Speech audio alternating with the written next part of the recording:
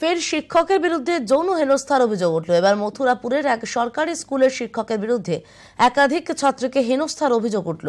গতকাল স্কুলে চড়াও হন অভিভাবকেরা। স্কুলে এলে পুলিশকেও ঘিরে অভিভাবকেরা বিক্ষোভ দেখান। অভিযুক্ত শিক্ষক আব্দুল রহিম গাজীকে বেধড়ক মারধর করেন তারা। রহিমকে আটক করেছে মথুরাপুর থানা পুলিশ।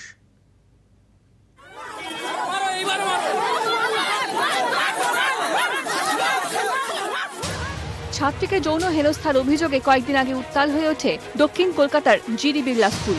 একই অভিযোগ এবার উত্তেজনা ছড়ালো দক্ষিণ চব্বিশ পরগনার মথুরাপুর পাটুনিঘাটার এফপি স্কুলে। ওই স্কুলের শিক্ষক আব্দুল রহিম গাজীর বিরুদ্ধে একাধিক ছাত্রীকে যৌন হেনস্থার অভিযোগ ওঠে। বুধবার তৃতীয় শ্রেণীর এক ছাত্রী স্কুল থেকে বাড়ি ফিরে অসুস্থ হয়ে পড়ে। ওই ছাত্রীকে বাড়ির লোকেরা জিজ্ঞাসাবাদ করলে মাস্টারমশাইয়ের কুকীর্তি প্রকাশ্যে আসে। এদিন স্কুলে চড়াও হন অভিভাবকরা। দোষ কবুলও করেন অভিযুক্ত শিক্ষক।